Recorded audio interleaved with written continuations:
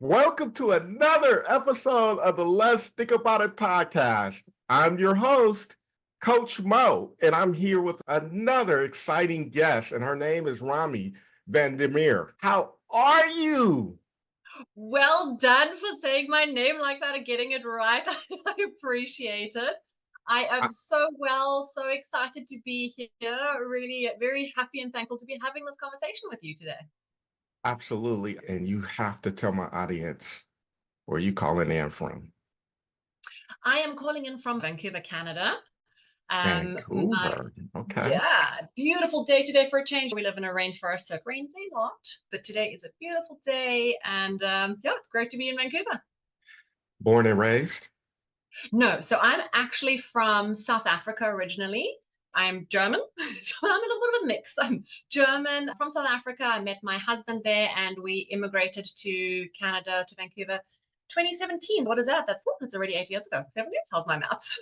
Okay. What would you say is the most exciting thing about Vancouver? The freedom that you get to have here is just coming from a country where you have to be careful all the time, especially as a woman. You can't walk anywhere alone, especially not at night. You don't stop at red lights when you're driving at night as a woman.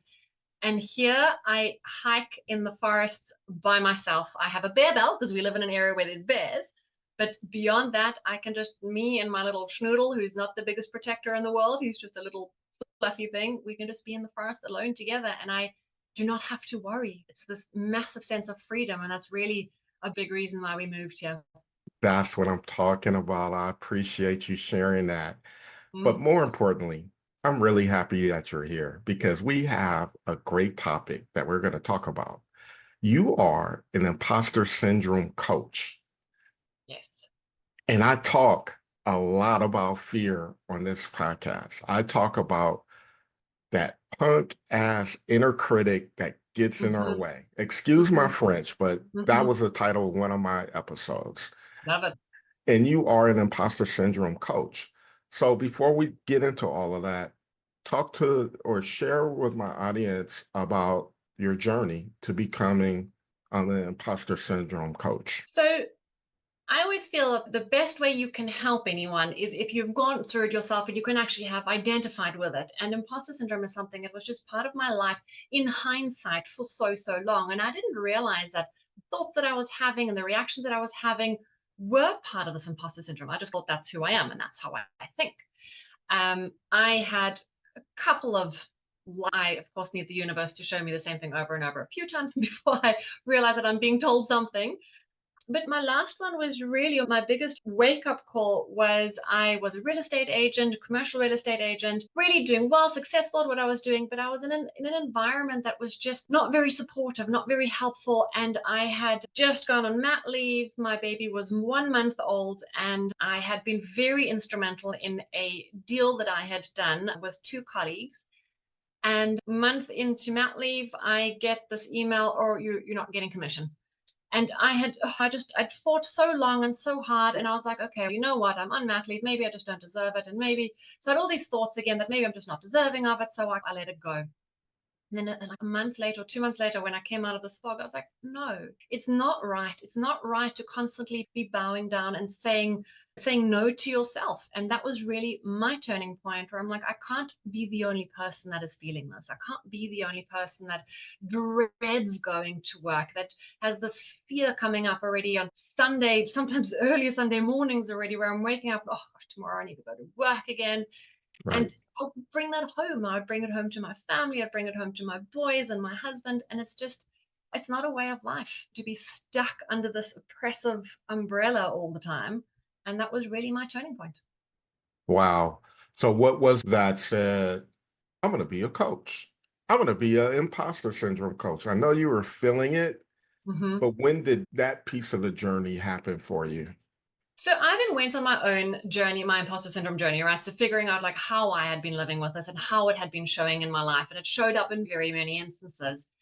And through a family member, so she just like a sort of removed family member, she's a coach of coaches. And I just reached out to her one day. I'm like, hey, so what is this life coaching about? And long story short, I then did the life coaching through her.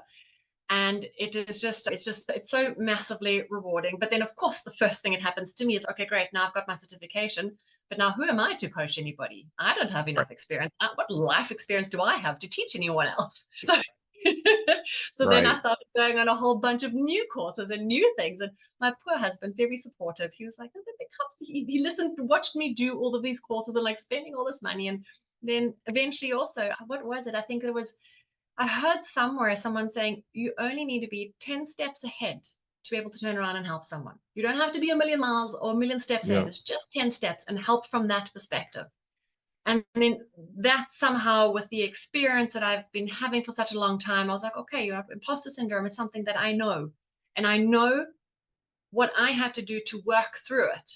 And I am now in a position where I can turn around and I can help someone to not have to spend years and years, but can help them work through it in a much shorter time. So tell us a little bit more about what is this imposter syndrome theory? Great question. And amazing that you say theories. Imposter syndrome is not a medically diagnosed disease like Alzheimer's or something. So it's very much a feeling, a feeling. So it's subjective, inherently subjective. The difficulty with that is that a feeling, like, how do you quantify a feeling? But Mhm. the easiest way to really understand what it is, if you're in a situation where you have to give a presentation, for example, and this presentation's in a week's time, and you are person A is, okay, I'm not going to, just for whatever reason, I don't prepare for the presentation, I don't do anything. On the day, you're like, oh my goodness, I didn't prepare. What if I make a mistake? What are people going to think about me? They're going to laugh about me. Am I going to fail? Then you do the presentation, it goes well, and you're like, oh, okay, yay me, I did well. Person B, on the other hand, though, like from day one, they'll be like, I don't know if I'm actually capable. Why did they choose me to do it? I don't know why they chose me. They obviously think that I could do more than what I'm capable of doing. Start over preparing, perfecting the whatever it is, like spending hours and hours at work, staying later at night to get the presentation right. On the day of the presentation, these feelings just get so big and so overwhelming. They have the presentation or give the presentation, it goes well. And instead of claiming the victory, it's more of a sense of relief. Oh, thank goodness. Okay, this time I made it. I wasn't found out. I'm okay. Until next time. So that's Pattern repeats itself exactly the over and pattern. over Yes. because it's never really truly addressed. It's never truly addressed. And that's the difference really between self-doubt, which we all have. Everyone has Right. somewhere along the line not been confident, versus the actual imposter syndrome. And with your clients, how does this imposter syndrome typically show up for your clients that you work with? It's things like not being confident enough to speak up in a meeting or in a board meeting because you fear that people are going to laugh at what you're saying or not take you seriously. It's if you have to have a conversation, a difficult conversation, as opposed to standing up and having that conversation, like trying to get away from that, walk away from that, not taking on any responsibility, because again, you don't want to fail and show others that you're actually not capable of doing it. The perfectionism is a really big thing. So what someone might think is fine at 5 o'clock, and let's say 5 o'clock on Thursday, you're done with it. Someone with imposter syndrome would look at it again and again and maybe sit until 12 o'clock at night, like perfecting the thing, which is already absolutely fine.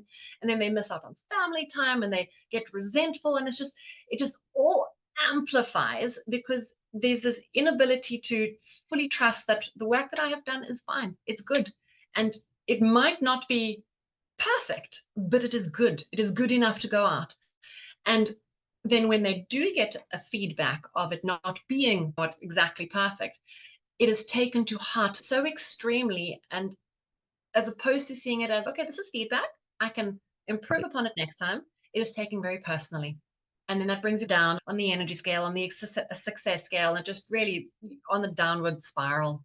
That's a couple of ways that it really shows up.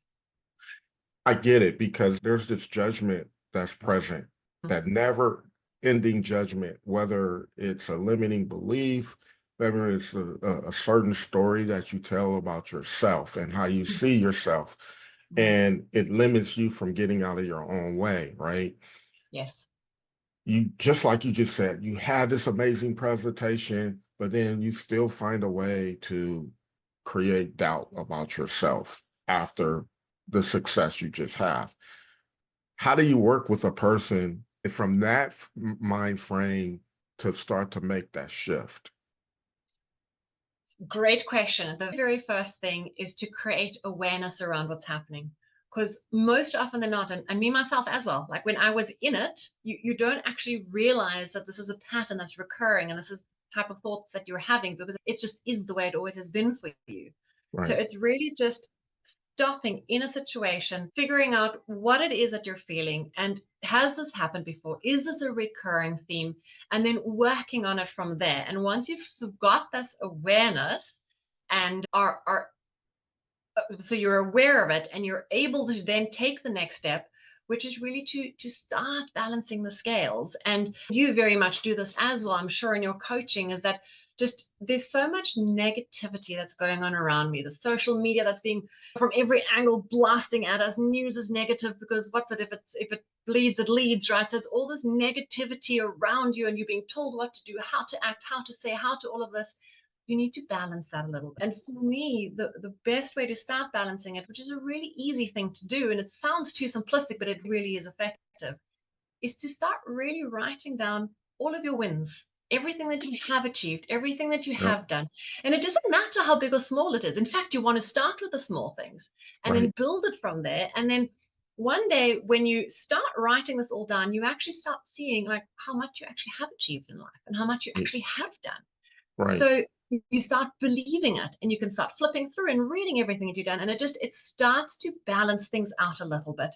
And you start building through a process, but you start building on that internal confidence, which is really where the confidence should be at, internal validation as opposed to external validation.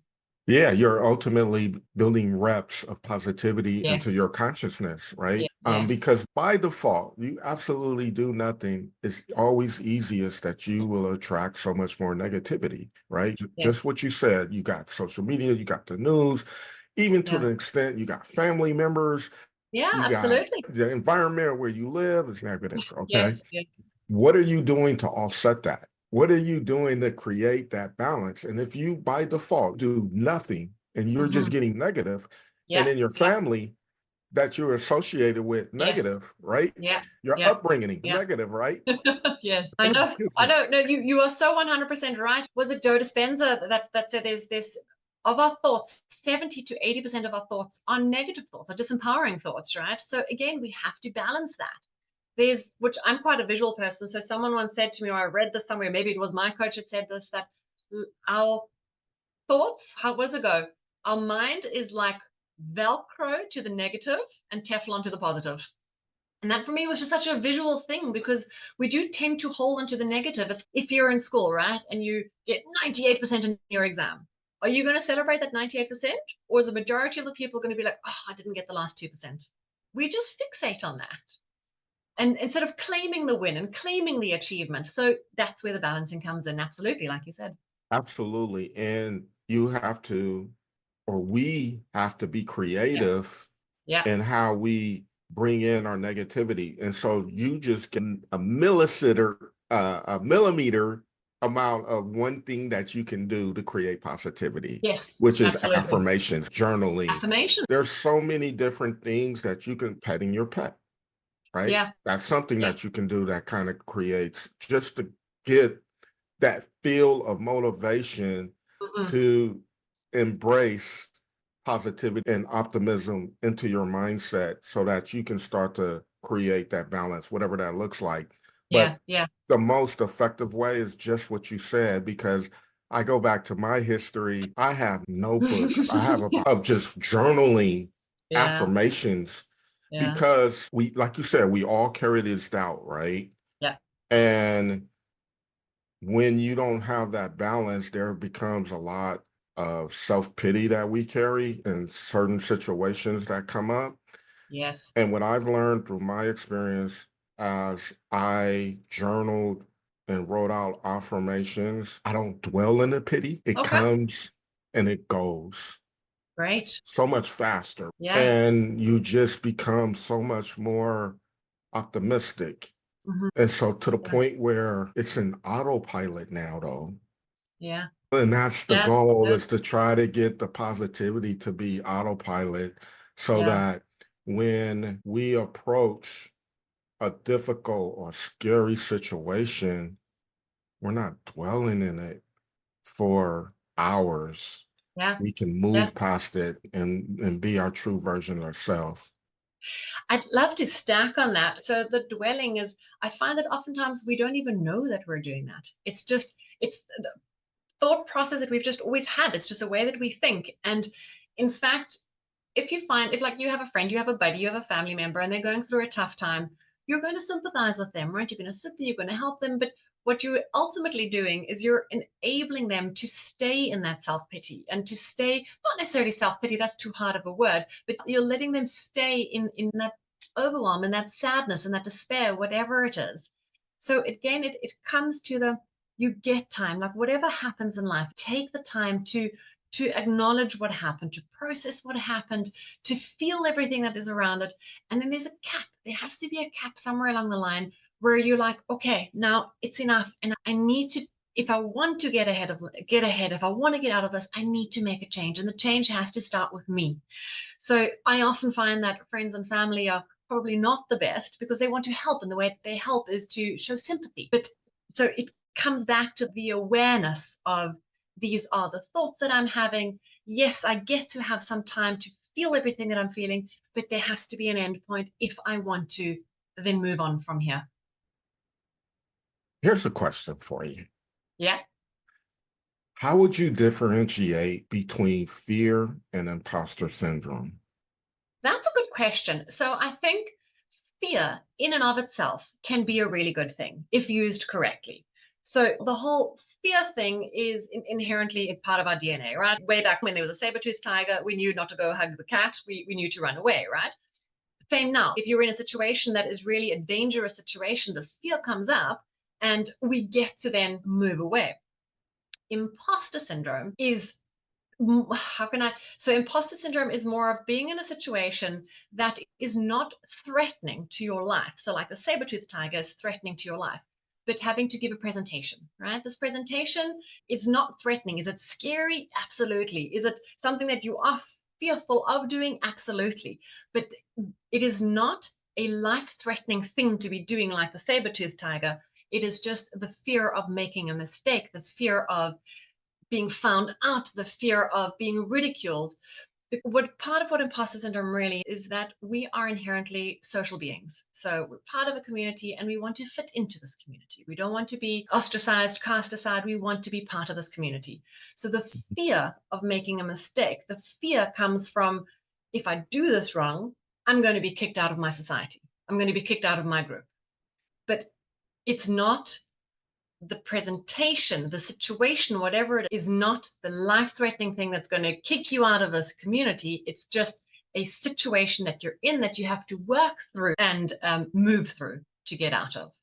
So I'm gonna throw this example at you. It's a Mhm. personal example, right? Okay. Not too many people know this, but I had to be about 8, 9 years old, and back in the day, we would in the summertime we would go to these rec pools and we'll go swimming. And this particular time, I almost drowned.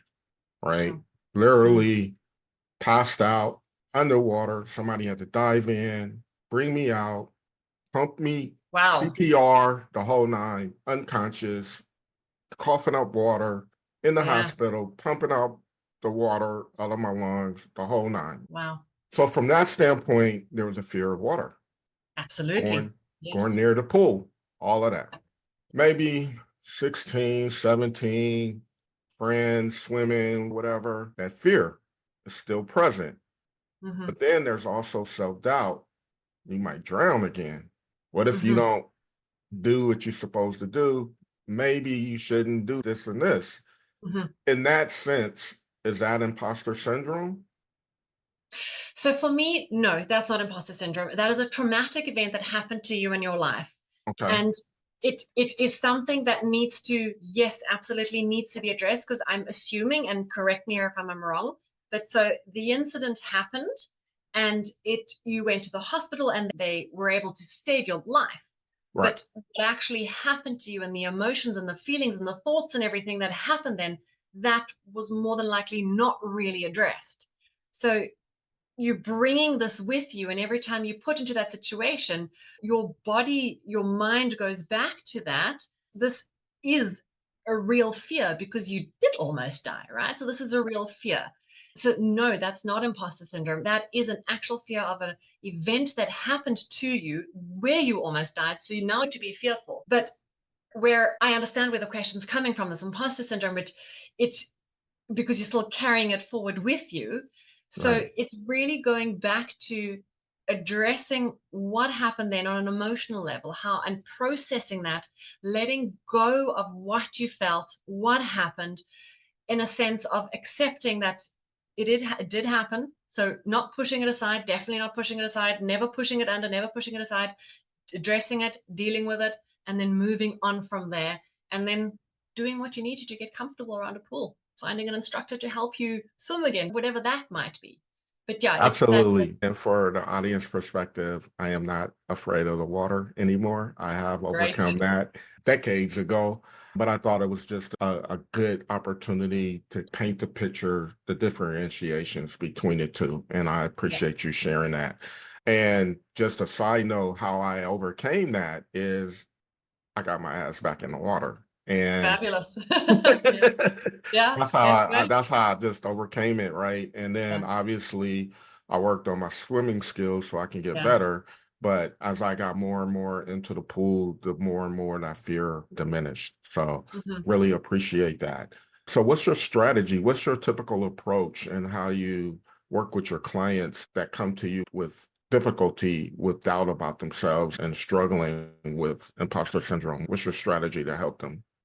So, really, three parts to it. The first part is really being crystal clear about what it is that they want. Really, so what is their future vision? What is their passion? What is it that motivates them? What is their goal? What is their outcome? And really getting them excited and connected on an emotional level with what it is that they want to achieve. Because getting that sense of achievement and getting that clear direction of where they want to go is already uplifting. Then, once we know where they're going, we need to address with what's going on currently. And there's so many tools and tricks, and not tricks, tools and tips to go into, and a lot of it is just positive reframing of things, the affirmations that we spoke about, the brag book. There's things like soundtrack of awesome, but it really all starts with understanding where they're currently on, what's happening, addressing that, and then where is it they want to go, and then coming up with a personalized plan to get them from A to B, really. Okay. How did that apply for you? Because I'm gonna get to your core on this. Yeah. When you became a coach, and just like you said, first on who am I to be coaching people? And you know, the fear is there, maybe a little imposter syndrome. What did you do for yourself to get past your imposter syndrome early on in your career? So I really did a lot of courses. I did way too many courses, which also, but I needed that to boost my confidence. But there comes a point also where you can't just take on all the courses. You can't get all these degrees and certifications. In fact, I think there comes a point that's actually counterintuitive. So for me, it got to a point where I was like, okay, I'm just going to start off with what is it that really, like, why do I want to do this? Why do I want to help people with imposter syndrome? Why is that motivating? And I don't know, you might have heard of the 7 levels of why. So, why am I doing this? And then my first answer, I can't remember exactly what my answers were, but my first answer was like, because I want to have freedom, right? I want to have a good life and I want to help people. Then I worked through my levels of why, and I want to give my family a good life. I want to help my kids. Anyway, so I worked my way through the 7 levels of why. And my last why was really because I want to be able to be a role model for my kids. I want to be present in their lives. I want to be there for them. I've got 2 boys. I want to be at every soccer practice. I want them to have a family and have family values that I can instill in them. And the best way I can show them is if I am passionate about what I do. Work can be fantastic. It can be fun. It can be motivating. It doesn't have to be a terrible thing. But I had to know what it is that I wanted to do so that I can show my children how great it can be and just share that passion with them. So that was a bit of a long answer, but it was really just my children that got me to my why. That's awesome. So how does that connect to you today when the imposter syndrome shows up? Because none of us is immune to it, because at some point it just shows up. How does that connect to your why? That's a great question. So absolutely, everyone has days where you just feel overwhelmed, where you're stressed, where things are too much, and you question yourself, like, why am I doing this? And having my children as my motivation is actually a really easy thing, because my little one, he's just such a cuddly little child. So I will grab my child and I'll give him a big hug. I'm like, I love you. This is why I'm doing this. You are my reason. My eldest one, who is quite an energetic one, he's not all about the hugs and that. But when I get to go watch him at a baseball game or whatever it is, that is my reason. And I can find so much motivation in them and in seeing them do well, and in just me having the ability to witness that and be part of that, that it motivates me to work at night, to work in the mornings, to work on the weekends, and I actually enjoy what I do. That's awesome. Take me through a success story with one of your clients who probably someone that just came to you with all of this doubt, uncertainty, maybe even skeptical around the services that you provide. And you were able to shift them and you were able to create success for them. Share a story. So, the immediate one that jumps to mind is I was working a couple of years ago now with a guy by the name of Alex. And Alex, amazing guy, very A-type personality, very driven, very career focused, very motivated. But his company was going through big financial difficulties at that stage, the company he was working for. And the CEO at that stage came to him and he was like, listen, Alex, you need to be changing what you're doing. These are the new procedures and the new whatever you're supposed to be doing. And he looked at this, and he'd been so successful up until that point and is now being told he needs to do something else. And he's okay, the CEO is telling me to do so. Well, then best I do. So he started doing these things, didn't believe in what he was doing, but he still did them because the CEO told him to do. And he started making mistakes. He started losing clients. He started just not trusting the process and doubting himself. People started calling him because he was quite high up. So he was the face of the company in a lot of regards. People were calling him, we're losing money, we need out. And it was a very stressful situation for him.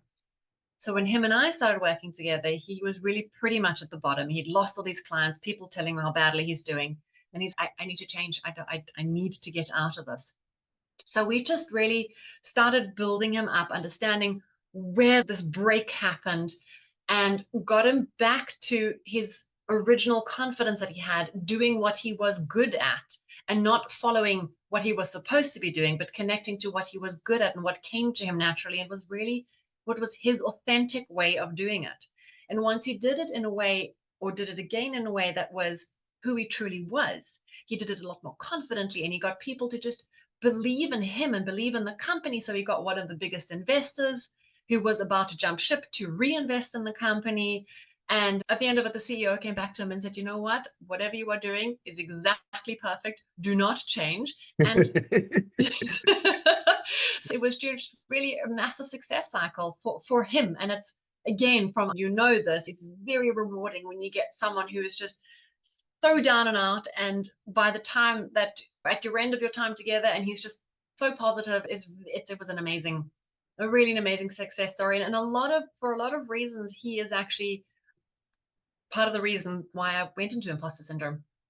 That's great. I appreciate you sharing that. What's next for you? So I do a combination of one-on-one coaching and I do group coaching. I really like the group coaching element. I feel specifically for imposter syndrome, while it's such a widespread or common thing, people feel that they're the only ones that have these feelings.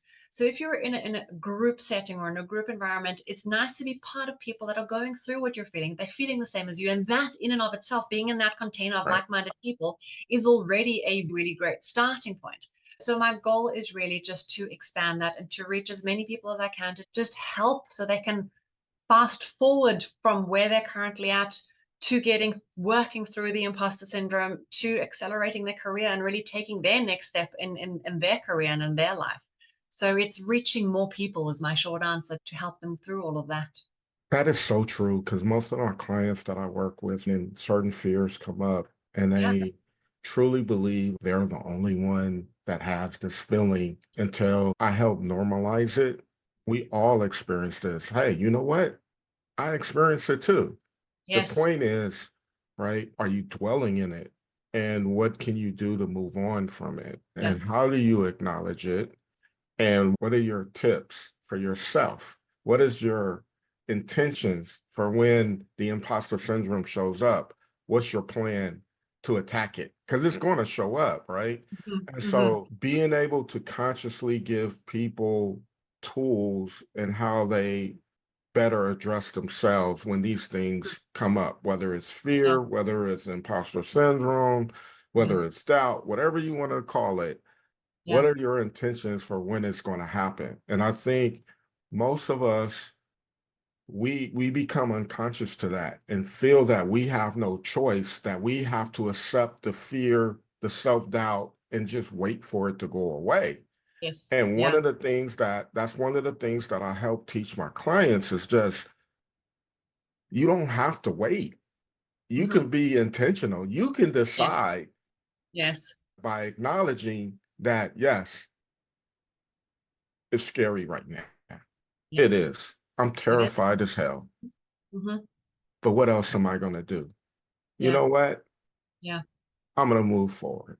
Mm-hmm. I'm going to move forward. And then another thing that I kind of share is a little mind manipulation. So the trigger of self-doubt, whenever that comes, maybe, just maybe, that's the trigger telling you to be more confident. I like that. I like that reframe. Absolutely. And I agree with Reframing. that. It's absolutely, it's just reframing it. But again, it's coming back to that awareness. So when this trigger happens and you are aware of it, to then, oh, okay, maybe I'm supposed to be more confident, or maybe there is a win in the situation, or maybe I can learn something from this. One of my favorite sayings is that, and it's been killed, what's it, failure is feedback, but the next step to that is failure is feedback, feedback is knowledge, and knowledge is power. And with this power, you have the power to choose in any situation. How are you Right. going to react? How are you going to act? What are you going to do with this new knowledge? Are you going to stay stuck in it, or are you going to move forward? You have that power. And this is really, it's a superpower that we all have. We as human beings, we're the only ones that have this. And yet we don't claim it. So really, like, changing that mistake, that failure, whatever it is, moving it through feedback to knowledge to power. Absolutely. Because if you don't have knowledge, Hmm. right? So think about change, for example, really quick. Change is about to happen. You don't know what the result of that change is going to be, and you're trying to predict it, and you just don't know. Hmm. Voila, fear starts to show up, It's doubt starts to scary. show up Absolutely. Yeah. because you don't have the knowledge, Yeah. right? But then when you have the self-awareness to pause, to Hmm. seek understanding in those Yeah. moments, to Yeah. obtain that knowledge necessary about the change, Yeah. you start to just feel better. You start to Yeah. feel more confident. And I really do appreciate this conversation. And I could really talk to you all day about this Yes. stuff. You know that, Yes. right? It's a big topic. But look, as we get ready to sign off, are there any lasting thoughts or nuggets that you would like to share with the audience? I think I'd like to just back on what we said to earlier on that, and perspective is power. So once you are aware of what's going on and you have this choice in a situation, do you choose to win? Do you choose to move forward? Do you choose to learn from the situation and to grow from there? Or do you choose to stay stuck? And the choice is always within you. The choice is always within you. So I think in any given situation, whatever is happening, we don't have to rush through it. We don't have to push anything aside. We actually can give ourselves grace. Take a moment, stop whatever it is you're doing, and just take a moment. Our minds work incredibly fast, so we don't need much time, but just consciously take a moment and reframe whatever is happening into a powerful choice that you get to make. That's, I think, the biggest thing that I'd like to leave your listeners to is that claim that power that you have within you to choose you and move forward from there. Boom, there it is. Choose that power. And Rami, how can people find you? I am very active on social media, so you can find me on LinkedIn, Romy V Coaching, Facebook, Romy V Coaching, Instagram, Romy V Coaching. I also offer, for anyone who's interested, I do a 30-minute, what I call 30-minute clarity call. And that's really just finding out, where are you at this stage, and what is happening, what is holding you back, and what is it that you want. those are the best avenues. And you can find that also on all of my website, all of the social media platforms under Romy V Coaching. Thank you. It was such a pleasure having you on today. Like I said, I love this topic because I think we are the people that help model the way and help people get out of their own way. And Yes. so I really appreciate your insights, your wisdom, and lastly, all the nuggets that you shared today. So thank you. Coach Mo, thank you so much for having me. It really was wonderful, great conversation. You have an amazing energy about you. It's wonderful to speak with you. And your podcast is amazing. And thank you for just putting it out there for people to grab onto and learn from, which is amazing. Yes, thank you.